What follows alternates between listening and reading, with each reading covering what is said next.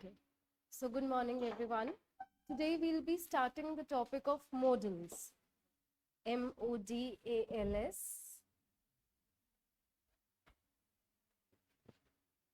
So what are modals? आपने कभी इनके बारे में सुना होगा modals क्या होते हैं? Yes? No idea? Okay, modals वो helping verbs होते हैं जिनको हम main verb के लिए नहीं use कर सकते. ठीक है? They are basically helping verbs that are used to support, to extend support to a main verb. ठीक है? Main verb को support करने के लिए हम use करते हैं. ठीक? अब जैसे हम बाकी helping verbs होते हैं is, am, are, was, were, has, have, had, do, does, did, इन सबको main verb के तौर पे use कर सकते हैं, but modals को हम main verb के लिए नहीं use कर सकते. इनका फंक्शन सिर्फ और सिर्फ ऑक्सिलरी वर्ब्स यानी हेल्पिंग वर्ब्स का होता है.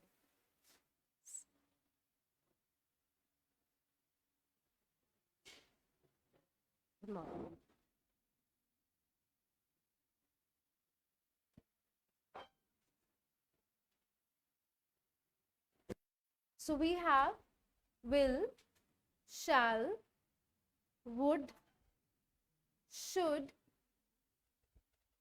may, might,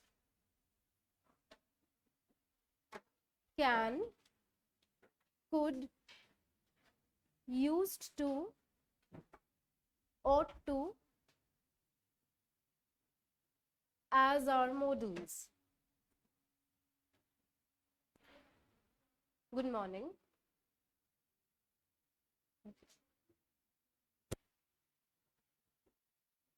So those of you who've come late today, for you I'll repeat the introduction part.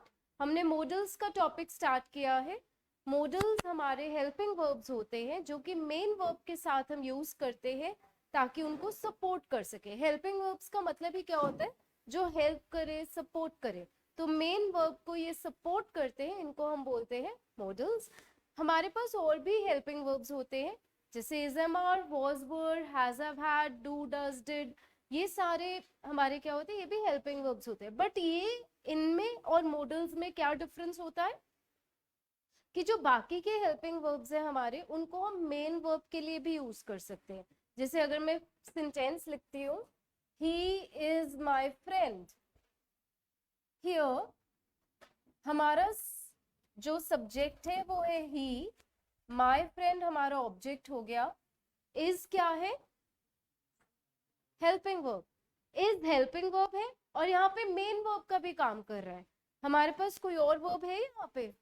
नहीं ना. He is singing, he is dancing, ऐसा तो कुछ नहीं है. सिर्फ और सिर्फ इज है, दैट इज वही मेन वर्ब का काम कर रहा है. ठीक. लेकिन अगर मैं लिखती हूँ ही विल माई फ्रेंड, तो क्या इस सेंटेंस की सेंस बन रही है? He will my friend? No. Why? Because यहाँ पे इसको कोई मेन वर्ब चाहिए. ये हेल्पिंग वर्ब है, ये मेन वर्ब को सपोर्ट करेगा, ये अपने आप में कंप्लीट नहीं है. तो अगर हम लिखें he will be my friend या he will help my friend या he will talk to my friend, तो वो कंप्लीट होगा sentence. So this word which is a modal cannot be used as a main verb. So this is the basic difference between modals and other helping verbs. ठीक? Is it clear to everyone? Modals और बाकी helping verbs में क्या difference है, ये सभी को clear हो गया है? Okay.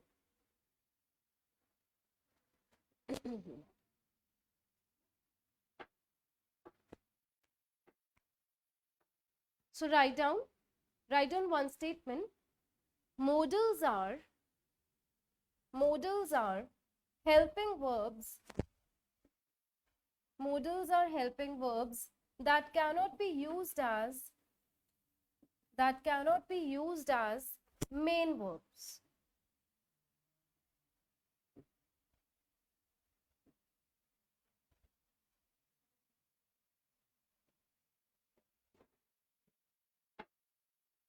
They are helping verbs that cannot be used as main verbs.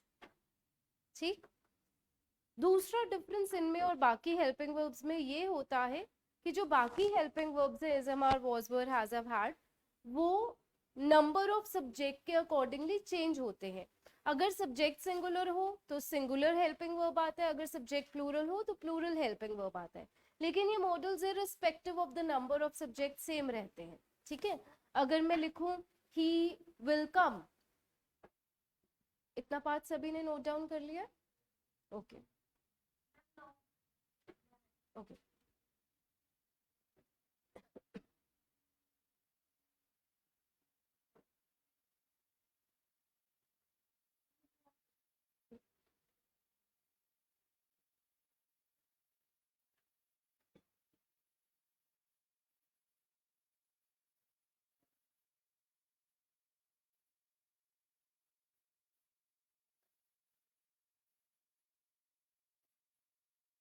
Done, okay.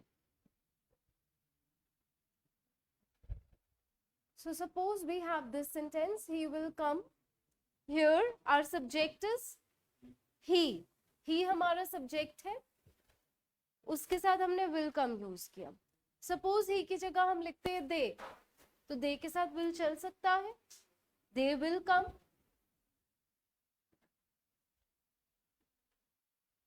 तो चाहे सिंगुलर सब्जेक्ट था चाहे प्लूरल सब्जेक्ट था, हमने सेम मॉडल यूज किया। लेकिन अगर हम लिखें he is coming और ही की जगह यहाँ पे दे सब्स्टिट्यूट करते हैं, तो इसकी जगह क्या आ जाएगा? Are, they are coming. Difference है, ठीक। तो ये बेसिक डिफरेंस एक और होता है मॉडल्स और बाकी हेल्पिंग वर्ब्स में, कि अगर हम मॉडल्स की बात करें वो सब्जेक्ट के नंबर के हिसाब से नहीं चेंज होते हैं, चाहे सिंगुलर सब्जेक्ट है चाहे प्लूरल सब्जेक्ट है, we can use the same modal. But if we talk about other helping verbs, उस सिचुएशन में अगर सिंगुलर सब्जेक्ट होगा तो सिंगुलर हेल्पिंग वर्ब आएगा, अगर प्लूरल सब्जेक्ट होगा तो प्लूरल हेल्पिंग वर्ब आएगा। Is it clear? So you can write down one statement, modals do not change according to the number of subject.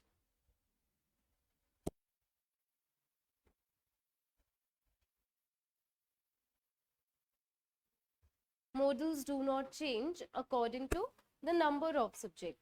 Subject singular है तो भी वही मॉडल, और अगर प्लूरल है तो भी वही मॉडल।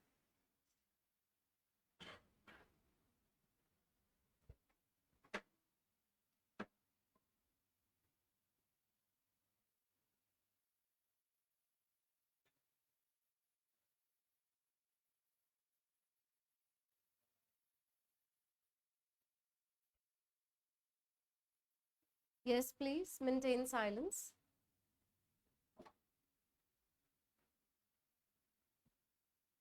इतना पार्ट सभी को क्लियर? किसी को कोई doubt? So this is just the introduction part. आपको बताएं मॉडल्स कौन कौन से हैं और इनमें और बाकी हेल्पिंग वर्ब्स में क्या डिफरेंस होता है। वी डिस्कस दिस मच, ठीक, okay. Now we will proceed with one modal at a time. हम एक एक मॉडल डिस्कस करेंगे।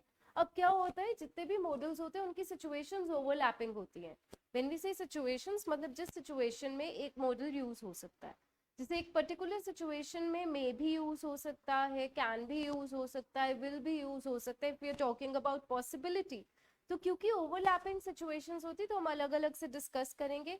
जो इस टॉपिक में आपको नोट लिखवाया जाएगा दैट इज इम्पोर्टेंट, मतलब उससे रिलेटेड आपको एरर आने के चांसेस होते हैं एग्जाम, ठीक है, जो नोट लिखेंगे हम, ठीक। So first we'll discuss will. Will हम कौन सी सिचुएशंस में यूज करते हैं, we'll discuss that.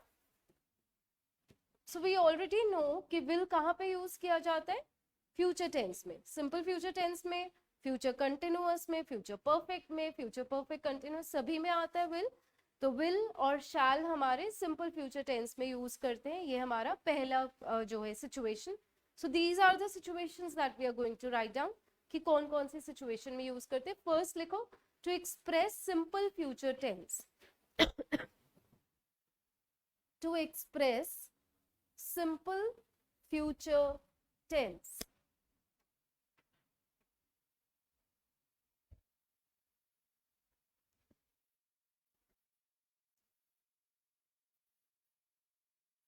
When we talk about simple future tense, जब हम कहते हैं ऐसा करेंगे ऐसा होगा, तो वो एक फॉर्म ऑफ अनसर्टेनिटी तो उसमें होती है ना, अनलेस एंड अनटिल कोई चीज हो जाए तब तक वो सर्टेन नहीं होती। ठीक, तो हम इसको ये भी कह सकते हैं इन द सेंस ऑफ प्रिडिक्शन, कि हम प्रिडिक्ट कर रहे हैं ऐसा होगा, तो चाहे फ्यूचर टेंस लिखो चाहे in the sense of prediction लिखो, that is one and the same thing. Okay, so write down few examples for this. It will rain tomorrow, it will rain tomorrow. Now this is in the sense of prediction as well, weather forecast जैसे होता है, तो वो कई बार सही होता है कई बार गलत होता है, तो that is a form of prediction only.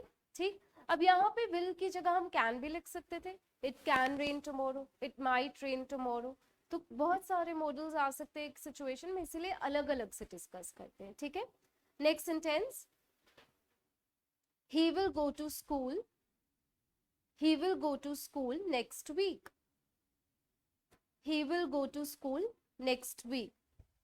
So this is a general situation, clear है ये सभी को, इसमें कुछ खास difficult नहीं है। Second लिखो, second situation, to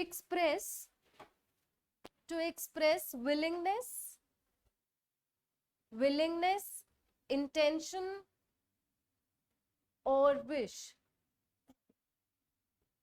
to express willingness, intention or wish. What is willingness? When we are ready to do something, willing है करने के लिए, मतलब we are ready to do it.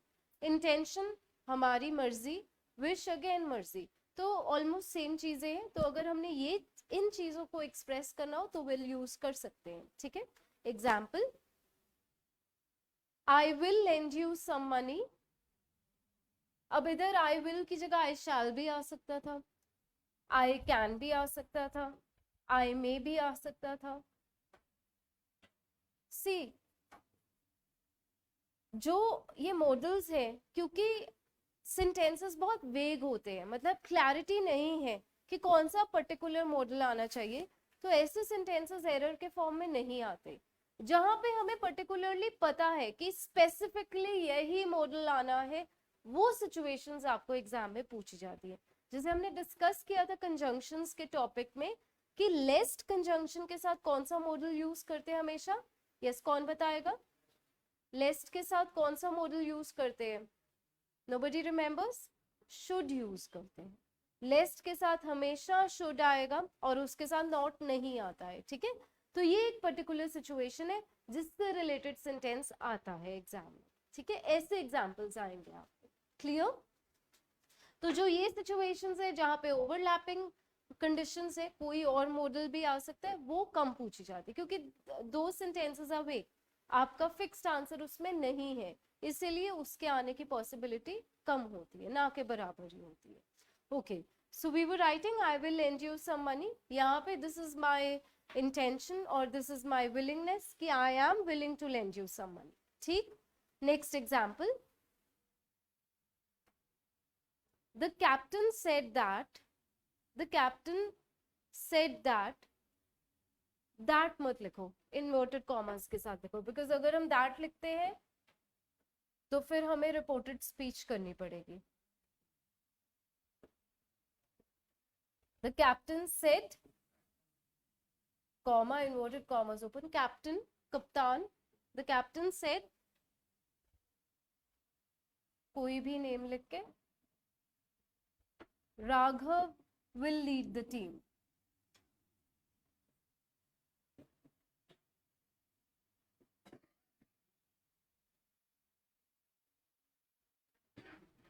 Now why we didn't write that? Because that हम कहाँ use करते हैं? Indirect speech में। जब हमने उसको इनडायरेक्ट स्पीच में चेंज कर दिया तो that यूज किया जाता है said और told वाले सेंटेंसेस में, मतलब वो इनडायरेक्ट फॉर्म है। ठीक है, अगर इनडायरेक्ट फॉर्म है तो विल नहीं, फिर वुड आता है। जो विल होता है जब पास्ट में चेंज होता है तो किस में बदल जाता है? वुड में चेंज होता है। अगर हम इसकी इनडायरेक्ट स्पीच करेंगे तो ये सेंटेंस कैसे बनेगा? The captain said that Raghav would lead the team. Yes, हाँ, कॉमा हटा के, इन्वर्टेड कॉमर्स हटा के दैट आएगा। वही मैं बता रही हूँ, जब हम इनडायरेक्ट स्पीच में कन्वर्ट करेंगे, चेंज करेंगे, तो ये इन्वर्टेड कॉमर्स हट जाएंगे, कॉमा हट जाएगा, दैट आ जाएगा, और will की जगह would आ जाएगा because we are changing it into indirect form. ठीक, उस सिचुएशन में तभी मैंने आपको बोला दैट ना लगाओ, क्योंकि उस सिचुएशन में फिर would आना था. Now since this is direct statement, direct speech, इसलिए हम यहाँ पे will use कर रहे हैं. क्लियर है ये सभी को? To all of you? Okay. Next example. So this shows the intention of the captain कि he wants that Raghav should lead the team. ठीक है? Next लिखो, next example. I will go home. I will go home tomorrow. I will go home tomorrow. So this is my wish that I want to go home tomorrow. ठीक है? अब यहाँ पे shall भी लिख सकते थे. ज़्यादा commonly हम क्या use करते हैं? I और we के साथ shall use करते हैं ना. अभी तक हमें यही लगता था I और we के साथ सिर्फ और सिर्फ shall ही आ सकता है. But now you get to know कि shall और भी pronouns के साथ आ सकता है depending on the situation. ठीक, यहाँ तक सभी को clear है? Anybody having any doubt? Okay. Now the third situation. Third लिखो. To express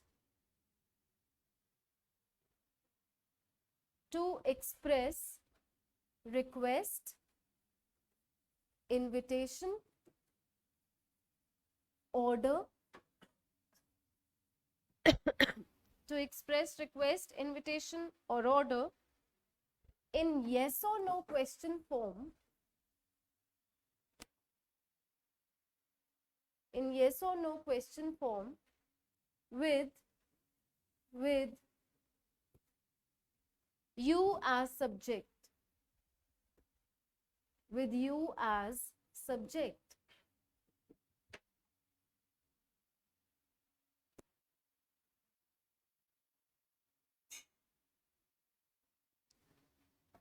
So we've written कि अगर आपने कोई रिक्वेस्ट, ऑर्डर या इनविटेशन शो करना है जो कि yes और no क्वेश्चन फॉर्म में है, ठीक है, उस सेंटेंस का स्ट्रक्चर इंटेरोगेटिव होगा.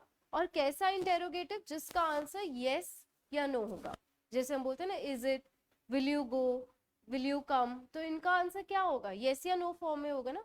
अगर हम बोलते हैं व्हाट आर यू डूइंग, इसका आंसर yes या no फॉर्म में नहीं ना. वो बोलेगा आई एम स्लीपिंग, स्लीपिंग तो नहीं बोल सकता ना. I am studying, I am doing my work, तो वहां पे that is not a yes और नो क्वेश्चन. ठीक है, येस और नो क्वेश्चन मतलब जिसका आंसर या येस होगा या नो होगा. ठीक, येस और no question form, request, order या इन्विटेशन में से कोई चीज है और यू सब्जेक्ट है.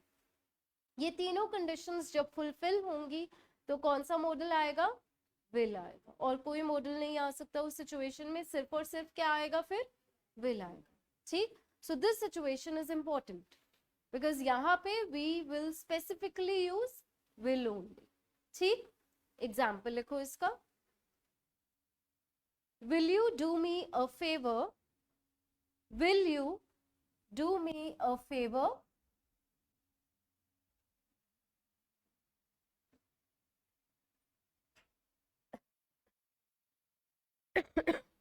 Now this is what?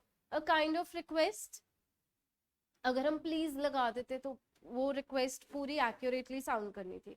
Will you do me a favour में यू सब्जेक्ट है, रिक्वेस्ट है, येस और नो क्वेश्चन फॉर्म है, या तो बोलेगा येस या बोलेगा नो. ठीक है, हम यही पूछ रहे हैं ना, क्या आप मेरा छोटा सा काम करोगे, तो सामने वाला या तो बोलेगा येस या नो, या अगर वो कर देता है that is a form of yes, and if he doesn't do it that is a form of no only. So this is a yes and no question form.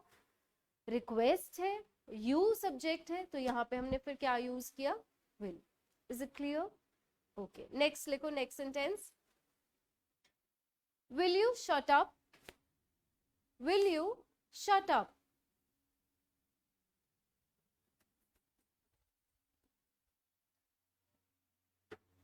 Now this is an order. Request तो नहीं ना लग रही, order हम दे रहे हैं, will you shut up.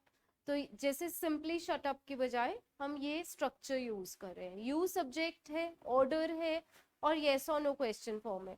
बहुत ही कोई बेशरम हुआ तो बोलेगा नो. अदरवाइज अगर किसी में थोड़ी सी शर्म होगी वो चुप हो जाएगा.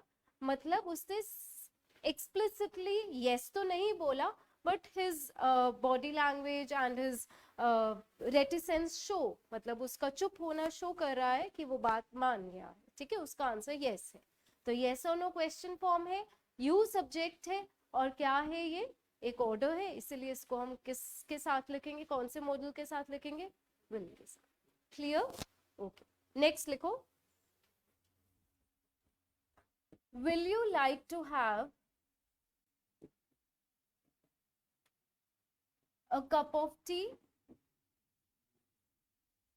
Yes, now this is an invitation, you subject है, yes or no question form है, तो इसीलिए हमने यहाँ पे will use किया। Now this is one particular situation जहाँ पे will की जगह ज्यादा commonly would use किया जाता है।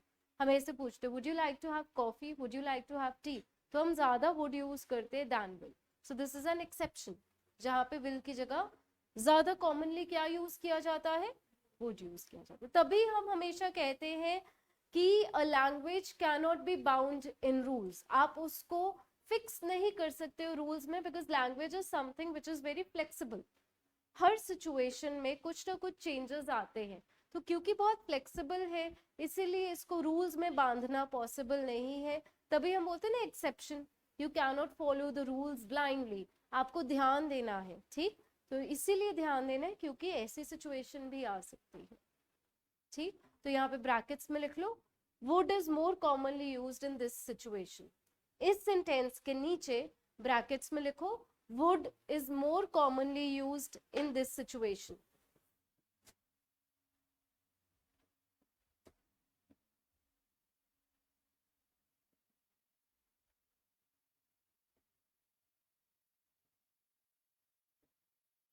ये वाले सेंटेंस की हम बात कर रहे हैं, लास्ट सेंटेंस, ठीक। हाँ जी, किसी को कोई डाउट? हाँ, एडवाइस वो हम आगे लिखेंगे केसेस, ठीक। नेक्स्ट लिखो, फोर्थ सिचुएशन जहां पे हम विल यूज करते हैं, to express facts, to express general facts.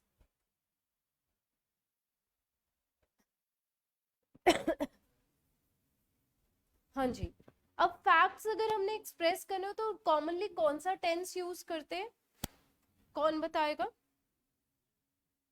Simple present, yes. जब हम फैक्ट्स बताते हैं, किसी की हैबिट बताते हैं, या कोई ऐसी चीज जो डेली होती है, जनरली होती है, तो हम कौन सा टेंस यूज करते हैं? हमेशा सिंपल प्रेजेंट टेंस यूज करते हैं। Always remember this. आपको जब टेंसेस, जिन्होंने क्लासेस अटेंड की है टेंसेस की, तब मैंने स्पेशली ये बताया था कि फैक्ट्स, डेली रूटीन या हैबिट बताने के लिए हम सिंपल प्रेजेंट टेंस यूज करते हैं। अब अगर सिंपल प्रेजेंट टेंस की जगह मैंने कोई मॉडल यूज करना है तो हम कौन सा यूज कर सकते हैं? विल। मतलब जहां पे आपने फैक्ट कोट करना है, वहां पे अगर आप सिंपल प्रेजेंट टेंस नहीं यूज करना चाहते तो आप कौन सा मॉडल यूज कर सकते हो? विल यूज कर सकते हो, ठीक है। एग्जाम्पल, अब हम सिंपल प्रेजेंट में ऐसे बोलते हैं ना, sun rises, the sun rises in the east, this is a fact. तो अगर हम इसको सिंपल प्रेजेंट में नहीं लिखेंगे तो हम ऐसे लिख सकते हैं, the sun will rise in the east। अब यहाँ ये तो नहीं लिख सकते can rise in the east, rise कर सकता है, नहीं तो वेस्ट में करेगा, नहीं ना, this is not possible। तो this is a fact, will rise in the east। should rise भी नहीं लिख सकते, करना चाहिए, सन को ईस्ट में राइज करना चाहिए, पर वो नहीं करेगा, ये भी नहीं हो सकता। ना ही हम कोई और मस्ट भी नहीं लिख सकते, करना ही चाहिए, सन को ईस्ट में ही राइज करना चाहिए, नहीं ना, that changes the meaning of the sentence. तो यहाँ पे जो सबसे सूटेबल मॉडल है वो कौन सा है? Will. This is clear to everyone? Okay, next, oil will float on water.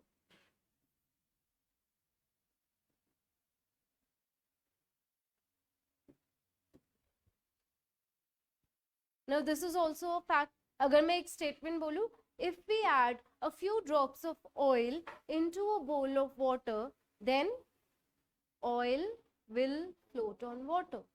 Now see, जो मैंने सेंटेंस बोला वो एक कैसा सेंटेंस था? टू क्लॉजेस वाला सेंटेंस था।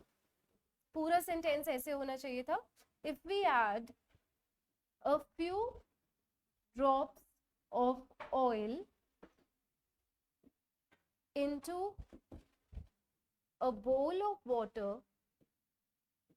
Comma oil will float on water. ठीक, दो क्लॉजेस है यहाँ पे। अब आपका कंडीशनल सेंटेंसेस वाला पार्ट भी आ गया है।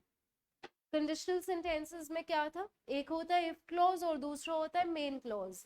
इफ क्लॉज कौन सा होता है, जो हमारा डिपेंडेंट क्लॉज। मेन क्लॉज का मतलब क्या है, प्रिंसिपल क्लॉज, इंडिपेंडेंट क्लॉज, ठीक है। और जो इफ क्लॉज होता है उसको हम बोलते हैं डिपेंडेंट क्लॉज, मतलब वो अपने आप में कंप्लीट नहीं होता, उसको इफ क्लॉज को डिपेंडेंट या सबऑर्डिनेट क्लॉज भी कहा जाता है। टू क्लॉजेस है यहाँ पे, वन इज दिस कॉमा से पहले वाला, और दूसरा पार्ट है oil will float on water. Now see the structure. इस पार्ट में हमने कौन सा टेंस यूज किया है, identify the tense used here. जिन्होंने कंडीशनल सेंटेंसेस और टेंसेस कर लिए हैं, what is the tense used in the if clause, simple present. If we add, हम ये नहीं लिखेंगे if we will add. Those of you who've already done the topic of tenses, उसमें हमने स्पेसिफिकली एक रूल लिखा था, जहां हमने लिखा था कि एक ही सेंटेंस में दो फ्यूचर टेंसेस इकट्ठे नहीं आ सकते। रीजन बीइंग, कंडीशनल सेंटेंसेस का जो स्ट्रक्चर होता है वो अलाउ ही नहीं करता कि दो फ्यूचर टेंसेस इकट्ठे एक सेंटेंस में आए, ठीक है। हमने कंडीशनल सेंटेंसेस में भी ये पार्ट किया था। अगर हम देखें तो तीन मेन स्ट्रक्चर्स होते हैं, if clause in simple present, if clause in simple past, if clause in past perfect tense। जिन्होंने अभी तक नहीं याद किए structures, this is wake up call for you कि जल्दी से इनको स्ट्रक्चर्स को याद कर लो, बिकॉज आपके सारे topics as I keep telling you are inter related, ठीक है। क्योंकि लैंग्वेज है, इसमें ग्रामर के कॉन्सेप्ट्स हर एक सेंटेंस में आएंगे, ठीक। अकेला एक नाउन का सेंटेंस तो नहीं हो सकता ना, एक सेंटेंस में कितना कुछ होता है। We have subject verb object, verb आ गया टेंसेस आ गए, सब्जेक्ट आया नाउन प्रोनाउन आ गया, ऑब्जेक्ट आया तो उसमें भी नाउन प्रोनाउन या कुछ और आ सकते हैं, प्रेपोजिशनल फ्रेजेस हो सकते हैं, एडवर्ब्स हो सकते हैं, एडजेक्टिव्स हो सकते हैं in the part of predicate.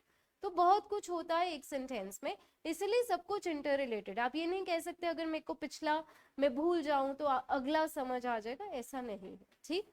तो यहाँ पे जो हमारा इफ क्लॉज, जिनको नहीं पता, इफ क्लॉज वो है जिसमें कोई कंजंक्शन होती है। जैसे इसमें कंजंक्शन क्या है, इफ, ये हमारा इफ क्लॉज है यहाँ पे, ठीक। ये है सिंपल प्रेजेंट में। अब मैंने मेन क्लॉज, मेन क्लॉज मेरा कौन सा है, oil will float on water, उसको मैंने कौन से टेंस में लिखा, सिंपल फ्यूचर, ठीक है। हमारा स्ट्रक्चर भी है ना कंडीशनल सेंटेंस का, अगर इफ क्लॉज सिंपल प्रेजेंट में होता है तो मेन क्लॉज किस में आता है, सिंपल फ्यूचर, ठीक है। सिंपल फ्यूचर मतलब विल या शैल plus first form of the verb. हमने उसमें ये भी डिस्कस किया था कि विल या शैल की जगह कोई और मॉडल भी आ सकता है depending on the situation, but in this particular situation, in this particular sentence, if we observe, यहाँ पे हम फैक्ट की बात कर रहे हैं कि अगर हम पानी में कुछ बूंदे ऑयल की डालते हैं, तेल की डालते हैं, तो तेल क्या करेगा, तैरेगा, तेल तैरता है। अब हिंदी में हम ऐसे लिख सकते हैं, इंग्लिश में हम ऐसे लिखेंगे, oil will float on water. Is this particular situation clear to everyone? किसी को कोई डाउट है आप पूछ सकते हो, clear to all of you? Okay. Next लिखो, नेक्स्ट सिचुएशन। अब जहां पे फैक्ट्स है वहां पे तकरीबन 99% ऑफ द टाइम्स हम क्या यूज करते हैं, विल यूज करते हैं।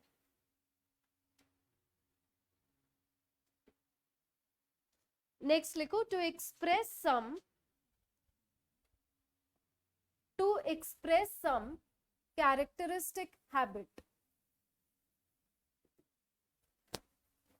To express some characteristic habit, किसी की कोई पर्टिकुलर हैबिट है उसके लिए भी हम विल यूज कर सकते हैं।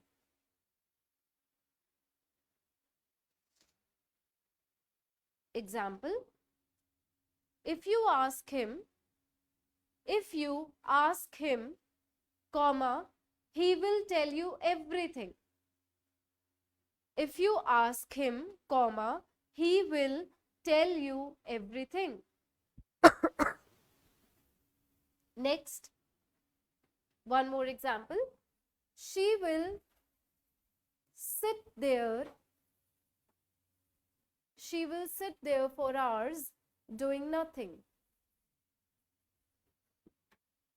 She will sit there for hours doing nothing. तो मतलब वो वहां पे घंटों बैठी रहेगी पर कुछ काम नहीं करेगी. This is her habit. ठीक. पहले वाले सेंटेंस में भी हमने लिखा कि अगर आप उससे पूछोगे तो वो आपको सब कुछ बता देगा. दिस इज हिज हैबिट, कि वो कोई भी बात अपने पेट में नहीं रख सकता. ठीक है. अब यहाँ पे जहाँ पे हम किसी की कोई कैरेक्टरिस्टिक हैबिट या ट्रेट की बात करते हैं वहां पे हम कैन भी यूज कर सकते हैं. ठीक है. Is it clear? तो हम वो आगे डिस्कस करेंगे कि कैन कैसे आ सकता है. फिलहाल this much is clear to everyone, जितना पार्ट हमने अभी तक कवर किया है. To all of you. Okay.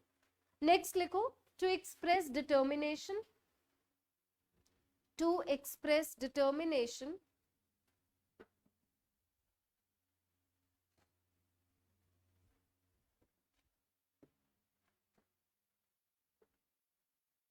Determination क्या होता है?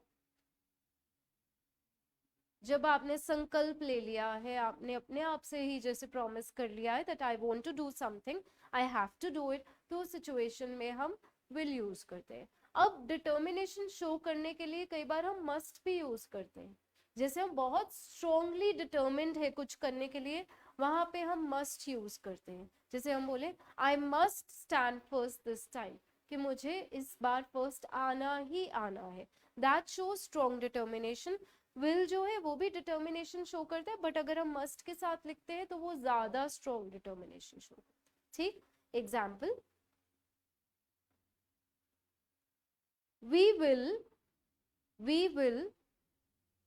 either या either do or die. We will either do or die. So this shows our determination. या करेंगे या मर जाएंगे, but we'll do it at any cost. Next, we will fight injustice. We will fight injustice. अब इन दोनों situations में will की जगह shall भी आ सकता था. We shall fight injustice. We shall do or die. तो ये situation overlapping है.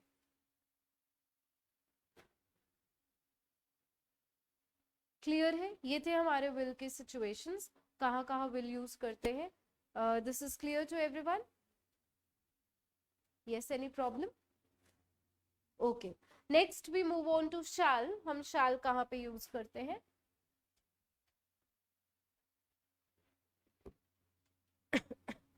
तो पहली सिचुएशन विल और शैल की सेम है. विल की हमने क्या लिखी थी? First situation to express simple future tense. Similarly, shall is also used to express simple future tense with I or we as subject. ठीक है. जो shall है हमने बचपन से यही किया है ना कि I और we के साथ shall use करना है. तो पहला लिखो आप, पहली situation, to express simple future tense. To express simple future tense with I or we as subject. With I or we as subject.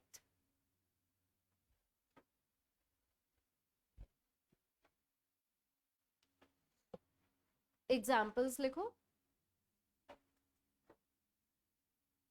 I shall go to school tomorrow. I shall go to school tomorrow. Next,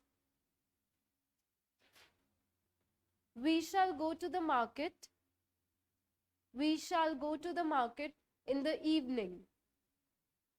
We shall go to the market in the evening.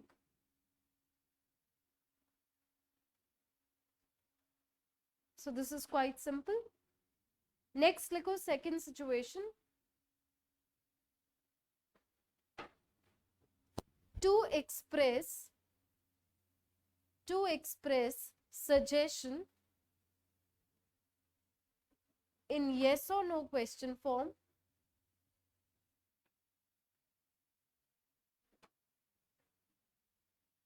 To express suggestion in yes or no question form with we as subject. तो ये particular situation इसी model की है. मतलब suggestion है, yes or no question form है, और we subject है तो हम क्या यूज करेंगे, शैल यूज करेंगे। ठीक, example, shall we play cards, shall we play cards,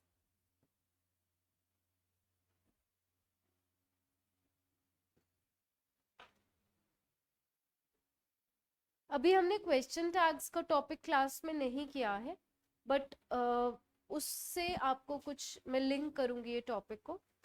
जो क्वेश्चन टैग्स होते हैं वो बेसिकली एक छोटा सा क्वेश्चन होता है जो हम स्टेटमेंट के लास्ट में लिखते हैं in order to confirm our own statement. जैसे हम बोले he is an intelligent boy, ये मेरी स्टेटमेंट है, he is an intelligent boy. इसके बाद एक छोटा सा मैं क्वेश्चन बोलूंगी, इजंट ही, मतलब मैं आपसे भी एक सहमति मांग रही हूँ, जैसे isn't he that you also agree with me, isn't he, क्या नहीं है? तो this is what a question tag. जब हम जो स्टेटमेंट लिखते हैं in order to confirm that statement, हम एक छोटा सा क्वेश्चन बाद में पूछते हैं, उसको क्वेश्चन टैग बोलते हैं। सिमिलरली अगर हम कोई सुझाव देते हैं, मतलब सभी के बिहाफ पे, मतलब हम पूरा एक ग्रुप है, सभी के बिहाफ पे एक जना बोल रहा है चलो लेट अस प्ले कार्ड्स, ठीक है, चलो कार्ड्स खेलते हैं, लेट अस प्ले कार्ड्स। अब जब हम इसका क्वेश्चन टैग बनाएंगे वो क्या बनेगा, शैल वी क्वेश्चन मार्क।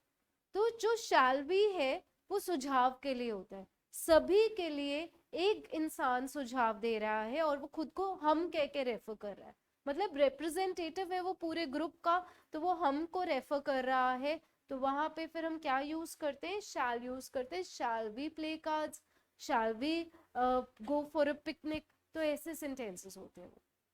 अगर हम नॉर्मल सेंटेंस बनाए तो वो ऐसा होता है, let us go for a picnic, comma shall we question mark. Is it clear? तो मतलब जहां पे आप कोई प्रस्ताव रखते हो सभी के बिहाफ पे लेट अस के साथ, वहां पे क्वेश्चन टैग में हम शैल वी लगाते हैं। अगर आपने क्वेश्चन बनाना है तो आप शैल से स्टार्ट करके वी सब्जेक्ट लगाओगे, अगर आप सभी के बिहाफ पे कह रहे हैं। ठीक, is it clear to everyone? Okay, next sentence लिखो, shall we go for shopping,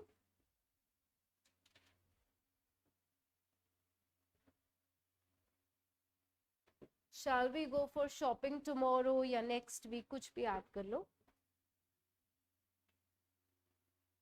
तो ये येस और नो क्वेश्चन फॉर्म है ना, एक तो सजेशन है, येस और नो क्वेश्चन फॉर्म है, या तो सब बोलेंगे येस या सब बोलेंगे नो, नहीं खेलने का आज, नहीं जाना शॉपिंग। और वी सब्जेक्ट है क्योंकि सभी के लिए एक इंसान रिप्रेजेंट करते हुए बोल रहा है, क्लियर, सभी के बिहाफ पे बोल रहा है, इसीलिए वी सब्जेक्ट है। हाँ जी, क्लियर है? तो ये सिचुएशन इंपॉर्टेंट है बिकॉज ये इसी के लिए पर्टिकुलरली हम यूज करेंगे। नेक्स्ट लिखो, third situation, to express command COMMAND, promise PROMISE, promise, threat क्या होता है, धमकी। to express command, promise, threat, etc with second or third person pronoun,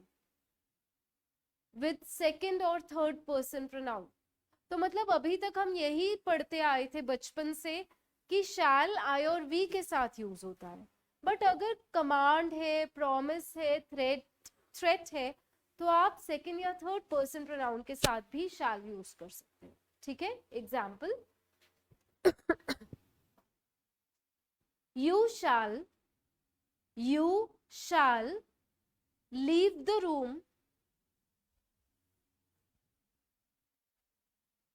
you shall leave the room at once.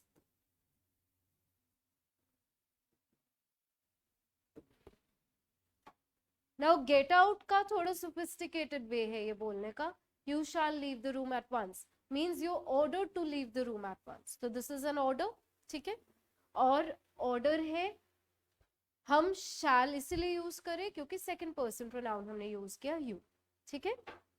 You will leave the room at once. You must leave the room at once. यहाँ पे you shall leave the room at once suggests an order. Is it clear? हाँ जी, clear है ये सभी को? Any doubt?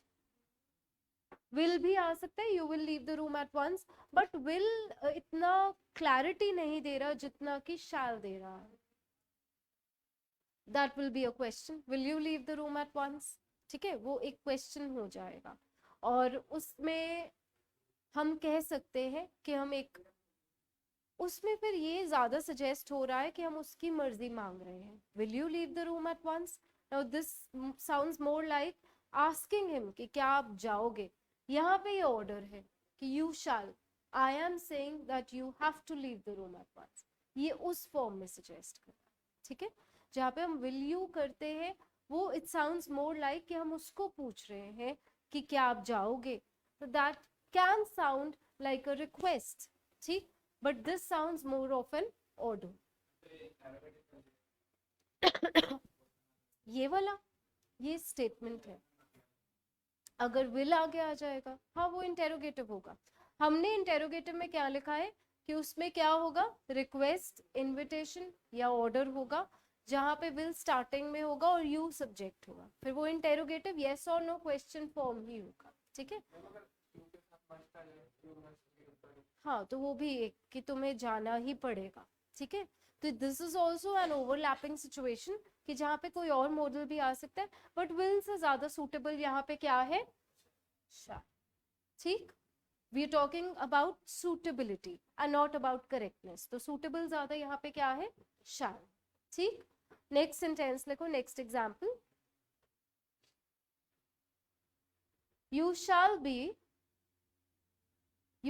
be rewarded for, you shall be rewarded for your honesty. You shall be rewarded for your honesty.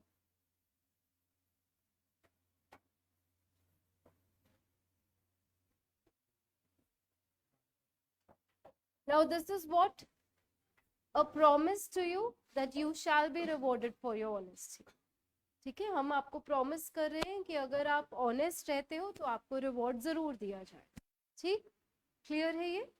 Okay, next example.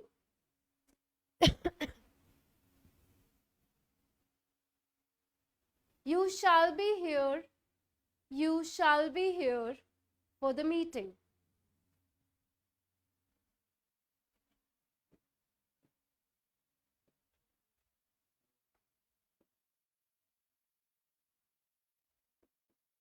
Now this shows compulsion कि ये आपके लिए compulsory है to be here for the meeting. तो इसको should के साथ भी लिख सकते हैं. You should be here for the meeting. You must be here for the meeting. तो उनके साथ भी लिखा जा सकता है. ठीक है? So this shows compulsion, that something is mandatory for you or compulsory for you. Is this clear to everyone? Okay. एक इसके लिए threat का एक sentence लिख लो. Trespassers shall be prosecuted.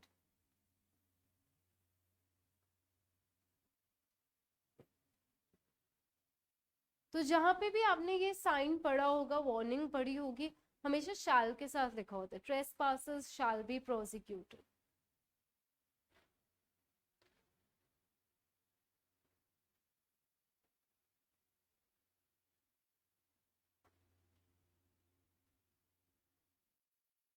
हाँ जी, क्लियर है यहाँ तक सभी को? Okay, next we move on to modal would.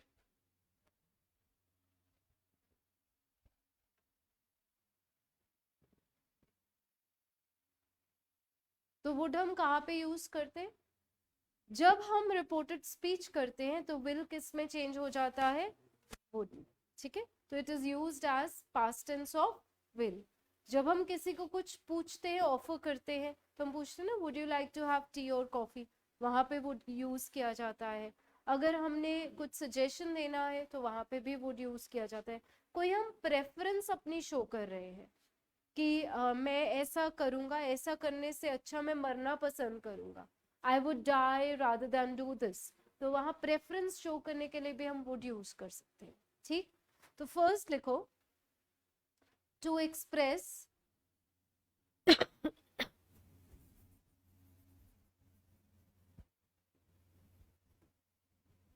To express की जगह स्टेटमेंट को थोड़ा चेंज करते हैं, इसको लिखते हैं when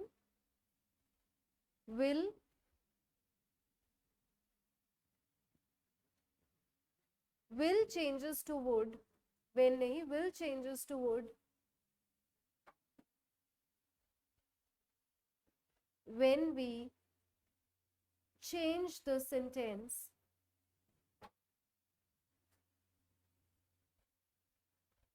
into indirect form.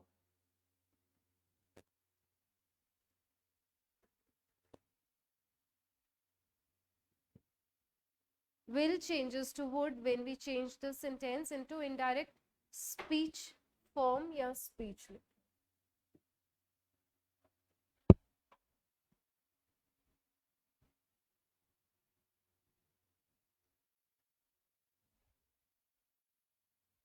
Example, she told me that he would go.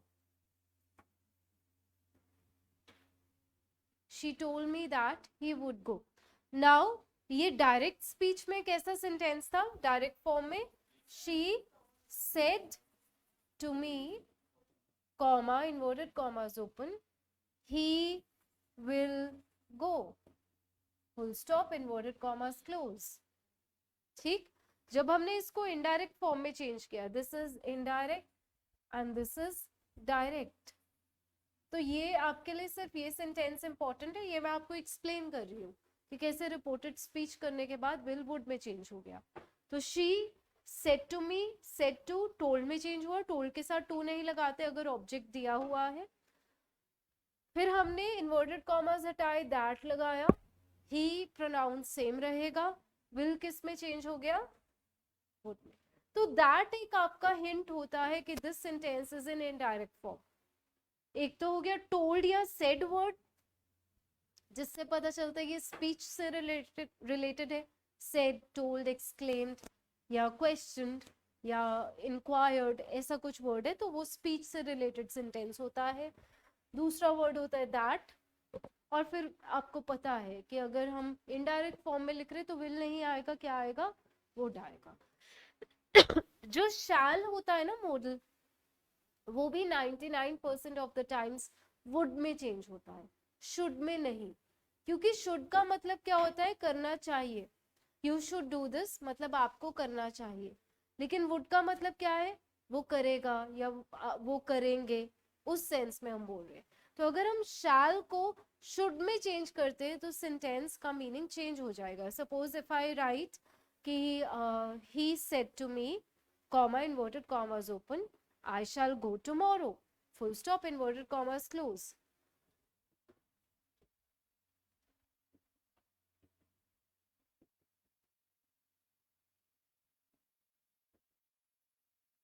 Now when I change this into indirect form, तो ये कैसे बनेगा? He told me, said to told हो गया, told me that. अब I सब्जेक्ट के हिसाब से चेंज होता है. ये हम चेंजेस डिस्कस करेंगे रिपोर्टेड स्पीच के टॉपिक में भी.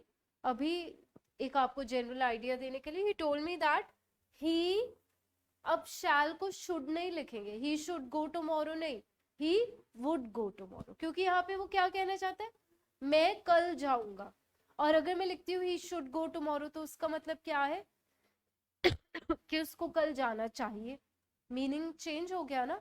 तो इसलिए हम क्या लिखेंगे? That he would go the next day, tomorrow नहीं, the next day.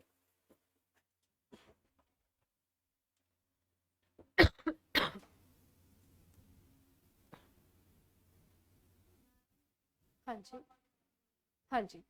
यहाँ पे जो हमारा सेंटेंस है, हमने पहले क्या लिखा है कि जब विल हम यूज करते हैं डायरेक्ट फॉर्म में, डायरेक्ट स्पीच में, जब हम उसको इनडायरेक्ट स्पीच में चेंज करेंगे तो विल किस में चेंज हो जाएगा? वुड में चेंज होगा. ठीक है. अब सिमिलरली शैल जो है वो भी किस में चेंज होता है? 99% ऑफ द टाइम्स वुड में चेंज होता है, शुड में नहीं। बिकॉज अगर हम शुड के साथ कोई सेंटेंस लिखते हैं उसका मतलब है ऐसा होना चाहिए या करना चाहिए। It sounds like an obligation कि ऐसा करना चाहिए, ठीक है। अब जब मैंने ये सेंटेंस लिखा शैल के साथ, he said to me I shall go tomorrow, कि मैं कल जाऊंगा, ठीक, यही कहना चाहता है। तो जब हम उसको इनडायरेक्ट स्पीच पे चेंज करेंगे तो वो क्या बनेगा, ही टोल्ड मी दैट, आई ही में चेंज हो गया ना, क्योंकि वो अपने लिए बोल रहा है, तो ही में चेंज हो गया। शैल किस में चेंज होगा, वुड में चेंज होगा, शुड में नहीं चेंज होगा। क्यों नहीं चेंज होगा, क्योंकि मीनिंग चेंज हो जाएगा अगर हम शुड लिखते हैं। शुड लिखेंगे तो क्या बन जाएगा कि उसको कल जाना चाहिए, जबकि हम क्या कहना चाहते हैं कि वो कह रहे हैं कि कल मैं जाऊंगा। डिफरेंस है ना दोनों सेंटेंसेस के मीनिंग में, इसलिए हम किसके साथ लिखेंगे, वुड के साथ लिखेंगे, ना कि शुड। तो जो शैल है वो 99% ऑफ द टाइम्स किस में चेंज होता है, वुड में चेंज होता है, ना कि शुड में। Is this clear to everyone? Okay, next sentence लिखो। ये सफिशिएंट है इसके एग्जांपल्स, और should we write more? Okay, next लिखो सेकंड सिचुएशन जहां पे हम शैल यूज करते हैं, सॉरी वुड यूज करते हैं। To express, to express willingness, to express willingness, intention, to express willingness, intention, determination,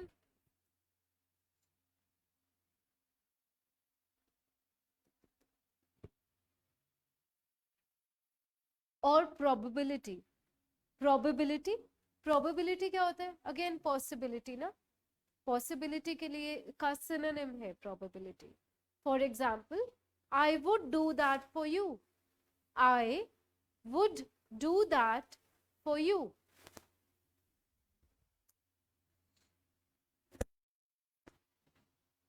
Now here जब हम बोल रहे हैं I would do that for you, ये क्या शो कर रहा है, this shows my willingness कि I am willing to do that for you। Next, he would be at home now, he would be at home now।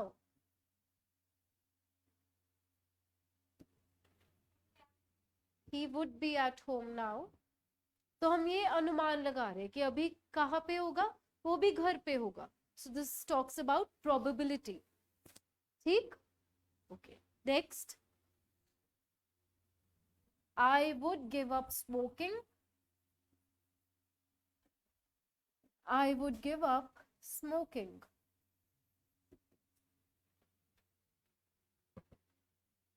This shows determination कि I am determined to give up smoking। Clear? Okay। तो जैसे मैंने पहले बताया, normal sentences जो overlapping situations वाले, they won't be asked in your exam. आपको कौन से आएंगे जहां पे डेफिनेटली पता है कि यही पर्टिकुलर मॉडल आ सकता है और कोई नहीं, वो वाले सेंटेंसेस एरर के फॉर्म में आए, ठीक, okay. Third situation, to express a wish,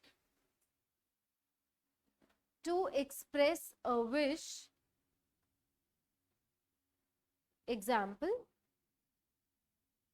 I wish he would stand first।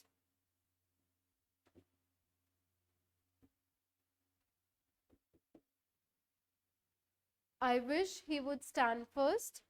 Next example, would that हम जब स्टार्टिंग में would that यूज करते हैं उसका मतलब होता है काश, ठीक है। would that I were a king। तो ये एक एक्सक्लेमेटरी सेंटेंस होता है जो इस स्ट्रक्चर का होता है, जो would that से स्टार्ट होता है। would that I were a king, exclamation mark, मतलब काश मैं राजा होता। इफ यू रिमेम्बर, जब हमने टेंसेस का टॉपिक जिन्होंने किया है उनको याद होगा कि जब हमने टेंसेस किए थे हमने लिखा था कि अगर किसी सेंटेंस में हम कोई विश एक्सप्रेस कर रहे हैं, ठीक है, वहां पे फिर हम क्या यूज करते हैं, हमने लिखा था I wish I were a king, I wish I were a child again. तो वहां पे हमने विश क्योंकि यूज किया तो हमने क्या यूज किया, वर। सिमिलरली वुड दैट भी क्या एक्सप्रेस कर रहा है, हमारी विश ही एक्सप्रेस कर रहा है ना, ये हमारी तमन्ना है या हमारी विश है। तो ये काश, मतलब इसका हिंदी में मतलब है काश। तो अगेन विश एक्सप्रेस कर रहा है, इसलिए हमने यहाँ पे भी क्या यूज किया, ठीक है। तो वुड दैट जहां पे आप यूज करोगे वहां पे आपने सब्जेक्ट के साथ क्या यूज करना है, वर यूज करना है, और वो एक्सक्लेमेटरी सेंटेंस होता है। लास्ट में आप क्या लगाओगे, exclamation mark. Is it clear to all of you? Okay, next लिखो। अब इसमें अगर आपको याद हो, हमने कंडीशनल सेंटेंसेस में एक सेंटेंस किया था, if I were a bird, तो उसमें हमने क्या यूज किया था, आई would fly in the sky. हमने कौन सा मॉडल यूज किया था फिर वहां पे, वुड, ठीक है। तो वो भी क्या शो कर रहा है, विश शो कर रहा है ना। तो ये एग्जाम्पल भी लिख लो, if I were a bird. वैसे ये हम आगे भी लिखेंगे, आगे सिचुएशंस जहाँ पे हम कंडीशनल सेंटेंसेस के अलग से बनाएंगे। If I were a bird I would fly in the sky.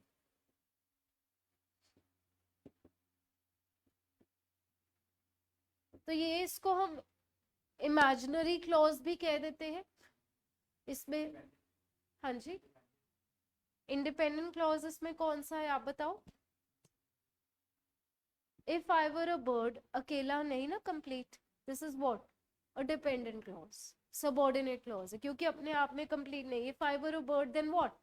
लेकिन अगर हम खाली इतना बोले I would fly in the sky, उसकी सेंस बनती है, सेंटेंस कंप्लीट है। तो the part of the sentence which is complete in itself is the main clause और इंडिपेंडेंट या प्रिंसिपल क्लॉज जिसको बोलते हैं। ये प्रिंसिपल क्लॉज है, मेन क्लॉज है, और ये हमारा डिपेंडेंट या इफ क्लॉज है, ठीक। अब हम इसको किसके साथ लिख रहे हैं, कैसे लिख रहे हैं, वर्ड के साथ which shows something imaginary is happening और we are wishing upon something। if I were a bird, बन तो नहीं ना सकते, कोई बन सकते हैं हम, आज दिल करे पंछी बनने का, कल दिल करेगा कुछ और बनने का, तो ऐसा तो नहीं हो सकता ना। so this is what an imaginary situation, if I were a bird। तो उस सिचुएशन में जहां पे हम कुछ इमेजिनरी एक्सप्रेस कर रहे हैं, विश एक्सप्रेस कर रहे हैं, वहां पे हम क्या लिखते हैं फिर, would plus first form of the verb, ठीक। हम इसको कंडीशनल सेंटेंसेस के भी एक पार्ट में लिखेंगे, जब वो डिस्कस करेंगे आई लेट यू नो। अभी फिलहाल इतना पार्ट सभी को क्लियर है, ओके। आगे लिखो, to express a desire, to express a desire,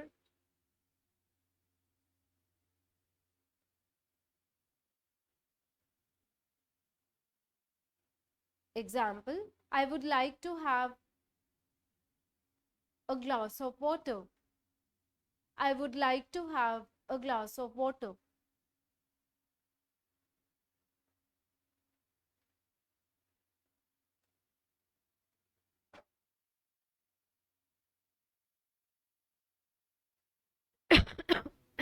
तो जनरली जब हम अपनी डिजायर एक्सप्रेस करते हैं ना, तो हम ऐसे ही लिखते हैं, I would like to have a glass of water, I would like to say a few words, हम ऐसे लिखते हैं, वुड के साथ ही जनरली लिखा जाता है। Next situation, to express a preference, to express a preference,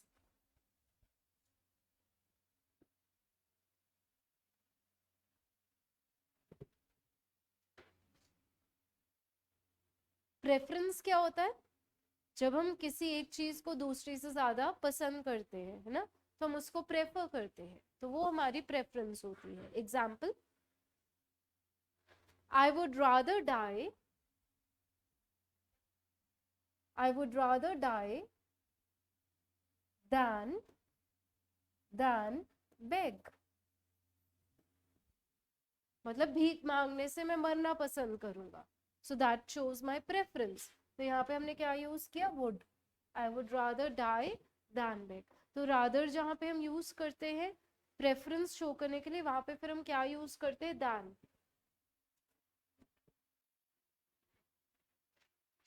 then नहीं लिख देना यहाँ पे, देन का तो मतलब ही चेंज हो जाएगा, पहले मैं मरूंगा फिर उसके बाद भीख मांगूंगा, देन का तो मतलब यही होता है ना, बाद में जो उसके बाद हुआ, ठीक है, वो मीनिंग चेंज हो जाएगा। नेक्स्ट लास्ट,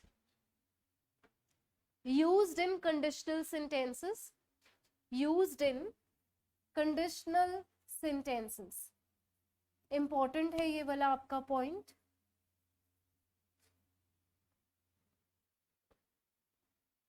अब जो प्रेफरेंस वाला है वो भी मतलब मोस्ट ऑफ द टाइम्स हम वुड के साथ ही लिखते हैं, ठीक है, almost all the time we make use of would while expressing a preference, ठीक, okay. Coming back to conditional sentences, हमने डिस्कस किया था जब हमने कंडीशनल सेंटेंसेस किए थे, तीन मेन स्ट्रक्चर्स होते हैं, एक होता है if clause in present tense, if clause in past tense, if clause in past perfect tense, ठीक, कहीं पे भी इफ क्लॉज फ्यूचर टेंस में नहीं होता है।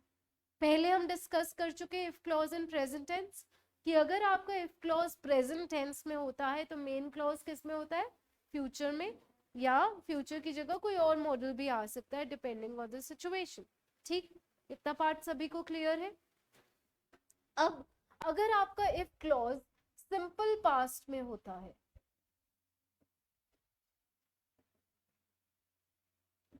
सिंपल पास्ट टेंस यानी second form of the verb, या अगर नेगेटिव है तो did not plus first form of the verb, तो अगर आपके पास इफ क्लॉज सिंपल पास्ट में, इफ क्लॉज सभी को समझ आ गया है क्या होता है, इफ क्लॉज वो पार्ट ऑफ द सेंटेंस जो इंडिपेंडेंट नहीं डिपेंडेंट है, जो अपने आप में कंप्लीट नहीं है, जिसमें हमने कोई शर्त रखी है। कंडीशनल सेंटेंसेस क्या होते हैं, कंडीशन का मतलब क्या होता है, शर्त, कि जिसमें कोई शर्त सूचक शब्द यानी कंडीशनल वर्ड, इफ जैसे आ गया, व्हेन आ गया, अनलेस या अनटिल हो गया, एज सून एज हो गया, ये सारे क्या है, कंडीशनल वर्ड्स हैं, कंजंक्शंस होती है जो कि एक्ट कर रही है, जो कि काम कर रही है कंडीशन बताने का, वो होते हैं हमारे कंडीशनल वर्ड्स। तो इफ क्लॉज में आता है हमारा कंडीशनल वर्ड। इफ क्लॉज अगर सिंपल पास्ट में हो तो मेन क्लॉज हम कैसे लिखेंगे, subject plus would plus first form of the word. ये स्ट्रक्चर आपको बाय हार्ट याद होने चाहिए, ठीक है, ये सभी को याद होने चाहिए, मैं हमेशा आपको ये याद कराती रहती हूँ कि this is very important to be learn. अगर आप ये याद रखोगे तभी आपके मोस्ट ऑफ द सेंटेंसेस हो पाएंगे, अदरवाइज आपको एरर का पता ही नहीं लगेगा, ठीक है। तो हमने लिखा है अगर आपका इफ क्लॉज सिंपल पास्ट में होता है तो मेन क्लॉज में हम क्या स्ट्रक्चर फॉलो करते हैं, subject plus would plus first form of the verb, ठीक है। एग्जाम्पल, क्या चीज, जो वुड होता है या कोई भी मॉडल होता है उसके साथ हमेशा first form of the verb आता है, कभी भी सेकंड नहीं आ सकता।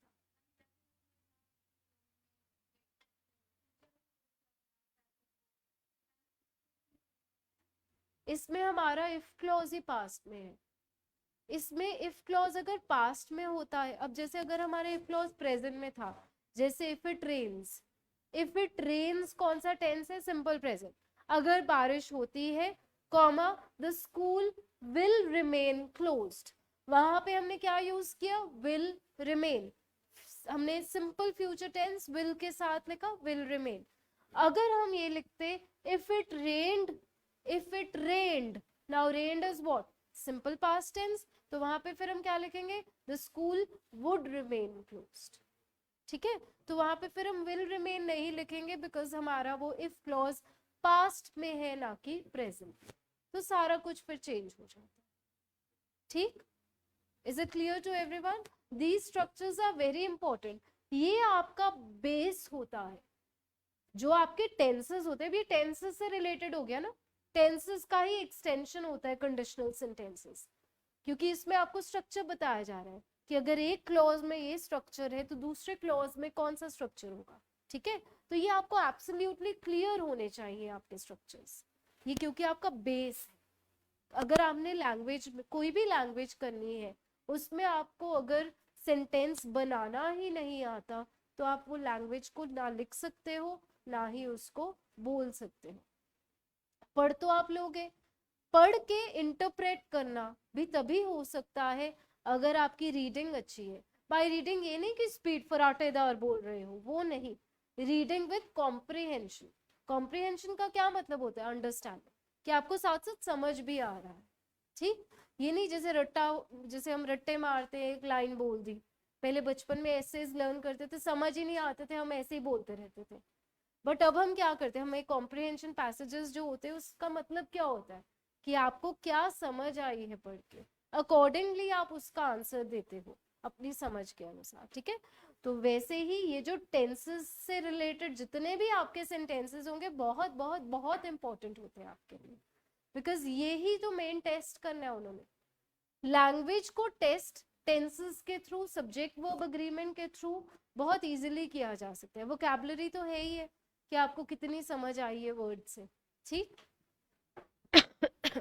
एक ये है हमारा कंडीशनल सेंटेंसेस में क्लॉज। एक है अगर if clause past perfect tense में हो। सिंपल पास्ट का मतलब second form of the verb. अगर इफ क्लॉज पास्ट परफेक्ट में हो, पास्ट परफेक्ट का मतलब कौन सा टेंस का, सॉरी, पास्ट परफेक्ट टेंस का कौन सा स्ट्रक्चर होता है? Had plus third form of the verb.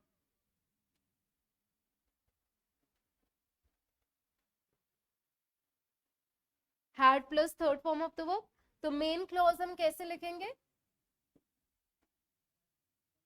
Subject plus would have plus third form of verb. तो आया, यहाँ पे भी क्या आया?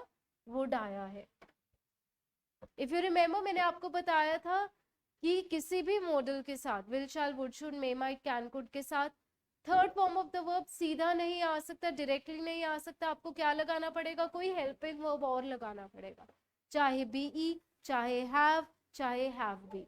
ठीक है, तो आप याद रखोगे कि वुड के साथ अगर नॉर्मल वुड है तो first form of the verb आएगा, अगर थर्ड फॉर्म आना है तो मुझे हैव, बीई या हैव बीन लगाना पड़ेगा। But since we are talking about this particular clause, इस क्लॉज में वुड हैव थर्ड फॉर्म ही आएगा, ये याद रखिए। ठीक है, इसका एग्जाम्पल लिखो। If I had seen you, if I had seen you, comma, I would have stopped my car. If I had seen you, I would have stopped my car. I would have stopped my car. तो if I had seen you, had seen कौन सा tense है? Past perfect tense है। दूसरे clause में, main clause में मैंने क्या यूज किया? would have third form. Is it clear? Okay. So we'll end the topic here only. Rest of it we'll continue in our next class. Make sure you go through this topic at home as well. आज जाके आप एक बार देख लेना, कोई doubt है next class में पूछ लेना। ठीक है, ओके।